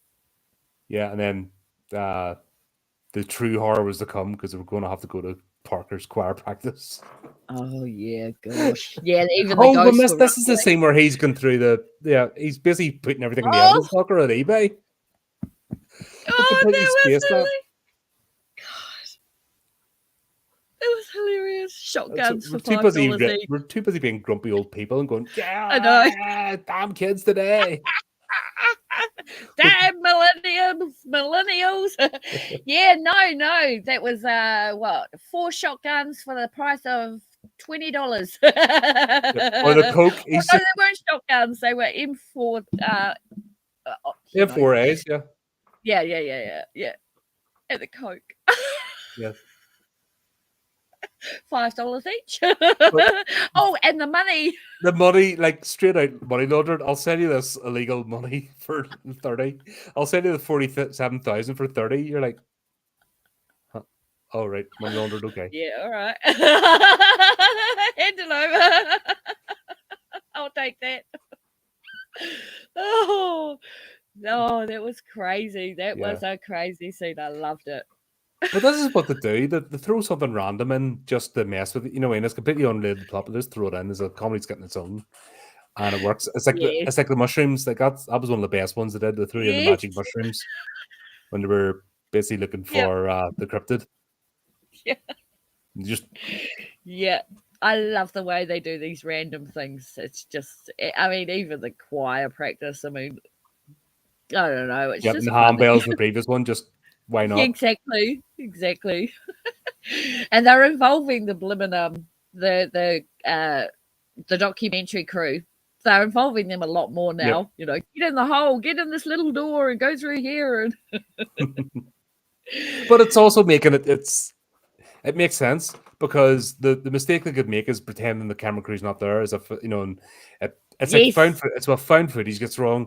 Is they run out of reasons to make it found footage. Found footage. And people are carrying it, doing things with a camera you never would. The camera would have been dropped about 20 scenes ago, and they still do it. God, what was that series? Shit, I watched it with Cameron, Adam, and I reviewed it. It was that Netflix one. Not The Dark. No, something. I forget it, but she was going around with this camera. She was doing this, and you're like, that doesn't even make sense. Oh, right. And like shaking the camera and stuff, and it was the old school, camcorder type. Yeah. You wouldn't have got that, but they actually completely don't just do that. disregarded the fact that it's meant to be found footage, and they did it in the third person, and it just got stupid. They never made us. They only did one series, and they never made another one because they're one season. I wonder why. Yeah. No, because it's horrible as shit. Yeah, exactly. No, I hate that. But at least because they're involved in the camera crew, and they're making it Yep. that they are actually in peril, that they're not completely immune. Yeah. That it works. Then you're It banned does. it. Yeah, and it comes off more authentic as well, Mhm. and it suits it. And I know Wellington what we do in the shadows does the same thing as well. It's the same sort of format as well, but Yeah, it's the same it, writers, wor- not the it same idea. works. Just Exactly. Mhm. Yeah, it's the same writers, everything. Yeah. Yep. But there's two different shows. That's back to Chris's Yeah. earlier question. They've Yeah. both they're not clones of each other. Absolutely not, which could have happened. Mhm. It could have happened, but it didn't, thankfully. Yeah. They know what they're doing with these ones anyway. Yep. But talking about which, we are back to What We Do in the Shadows. Yes, we are. And we're starting Looking forward to on it. we're starting in season 3 or season 4 now. Oh my gosh. Guillermo they just got the reveal. They now know Guillermo's They know that. Yep. Val a slayer. Yep. So we're going to be What's dealing his with the name? fallout from that and how that moves Yes. forward. I think we're in the 4th season now, or just about. Oh, I can't remember. 3rd or 4th, but we're trucking along nicely anyway. We are. And then from there, we're going and doing Wolf Creek after Wellington Paranormal, right? Yes. Yes, the TV Yes, so we're show. going to jump into Wolf Creek. No idea. Yeah. I have to see where it is. Yep. I'll find it. I've got so many different streaming freaking things now. Yeah. Cool. Yeah, true enough. I got yeah, oh god, that's right. Adam sent an email today. I haven't even had a chance. I've been busy today, so I haven't even had a chance to look at emails and stuff. Oh yeah, emails fall at the waistline when you're busy. Yeah. What you doing? Oh, that's for your game. Yeah. Oh god, we're having so much. Chris and I are just bouncing off each other, and that game was so much fun. Oh my gosh, awesome! Everyone on board, not there. Cameron's great. He's having a laugh. Lauren, I keep forgetting her name. I keep calling her Laura for some reason. It's Lauren. She's playing Silas, the male stripper. Just really. Oh my gosh. Oh, you have to. Yeah, I've shared it in the channel. Like there's 3 there's going to be 3 sessions of it. No, I mean the next one's the final session. And, oh wow, super yeah, cool. Basically we're just going off in tangents. So we're going to take basically the Baron. We're going to take the Baron to the prom, the local prom. Oh my gosh! So I wish I was into games. I could join in, but yeah, that's not me. I don't know. I reckon. What do you think? Should I get a wee scenario, maybe a short one? What do you mean? A role-playing game. Doing what? Playing a role-playing game. Me playing a role? Yeah. Have you seen around one for Chris? Lightly speaking, have you seen those? No. Oh my goodness. No, I right. haven't. You need to check the horrorific. Right. Check the horrorific games playlist, or check the Call of Cthulhu playlist. Okay. All right. And look up the Lightly Speaking. In fact, I'll send you a link on Facebook. But check. Do that. I ran it, and just Chris and I playing. I GM'd it. He played it. Wow. You don't have the act, right? That's not. You know what I mean? No, seriously, I am not a games person at all. But it's not video games. What is it then? You roll. Basically, what you do is you roll dice to get the outcome. But that's still a game. Yeah, but it's not right. It's not. You don't do it to win. You do it to tell a story. Okay, I must beat you up. You send me the links. I'll have a look, and I'll have a whole. There's a whole playlist of TTRPG stuff. You know, I haven't even looked at it because I don't like games. Right. So, look at the Lightly Speaking. That's 2-parter. Chris and I played it. Okay, I will.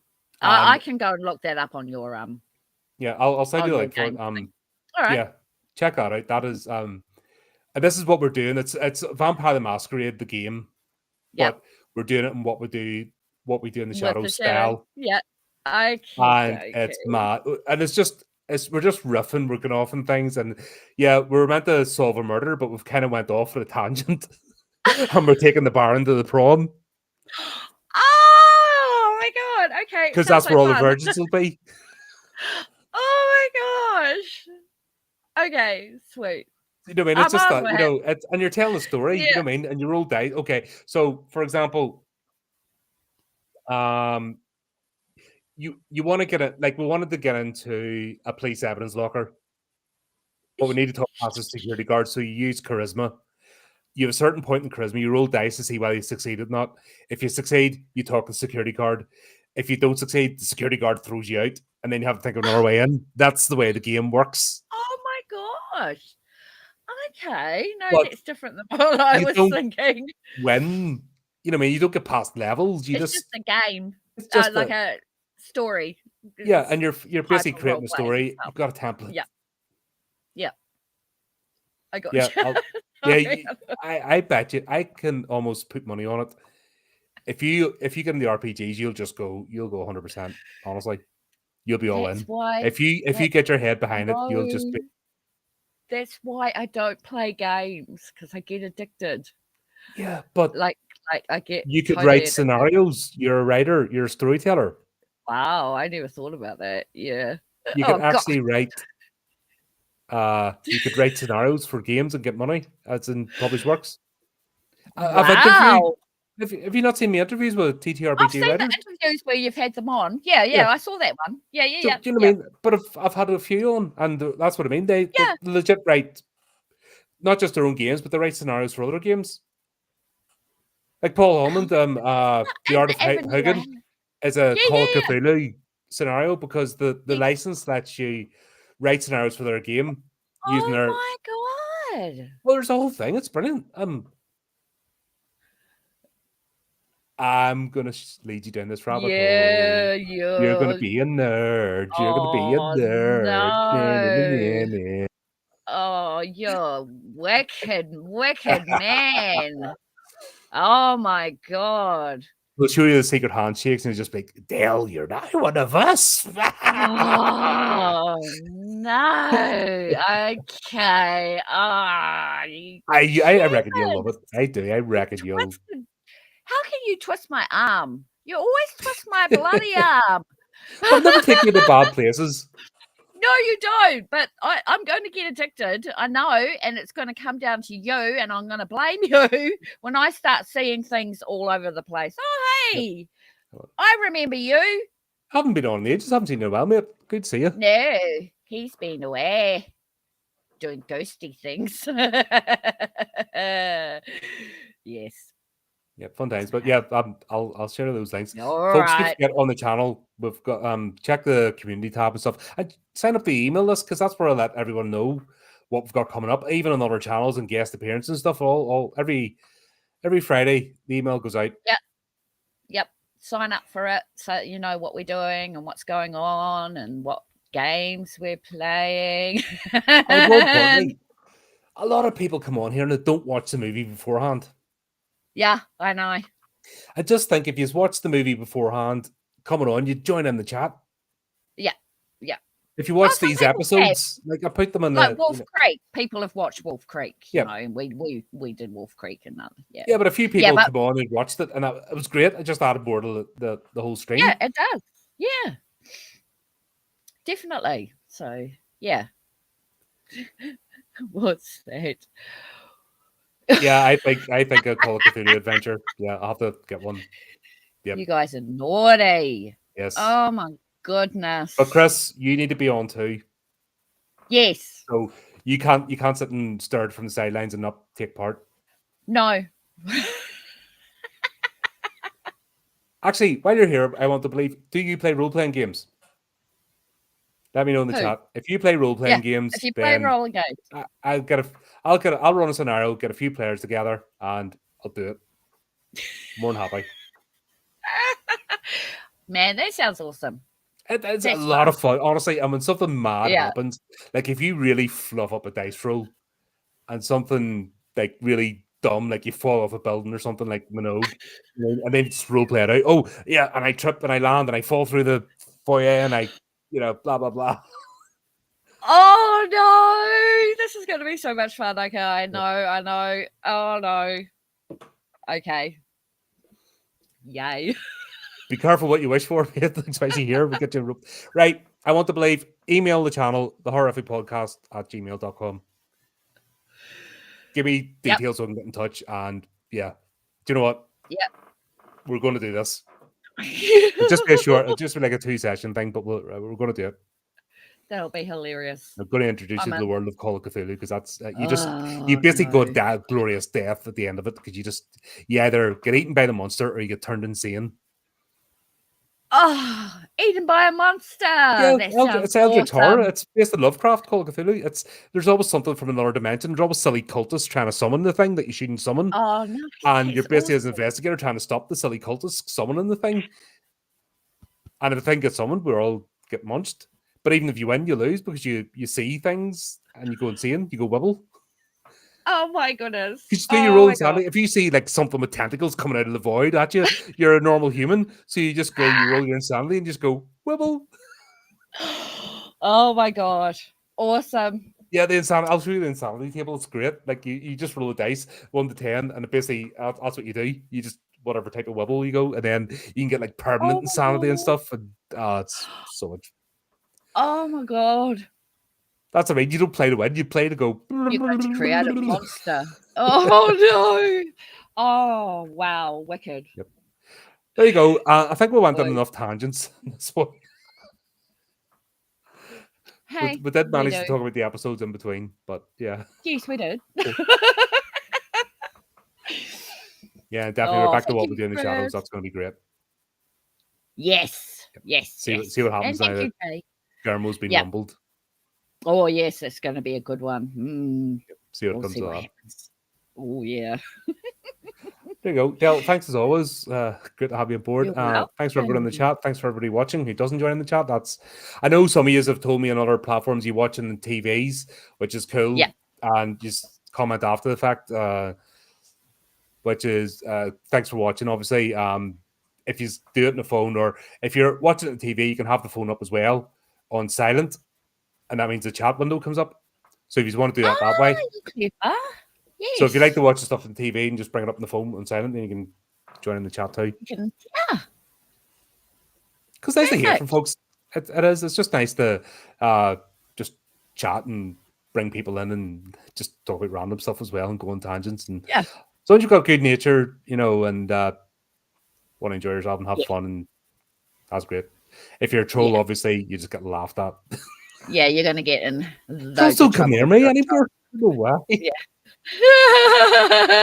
You're scary. Cool stuff playing with me about a year ago. Was that the whole Jenna Ortega stuff? They just stopped playing with me. It's like, okay, fine, don't play then. God, yeah. That's a good thing. See, you're established now, so people don't need to troll you anymore. Yeah, it's all fun.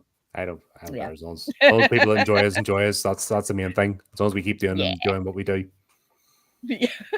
As long as Ridley Scott doesn't make any more alien movies, we'll all be good. Yeah, Ben and Hot. But there you go. Until next time, keep up the channel, do the typical things, and remember to keep it creepy, keep it horrific.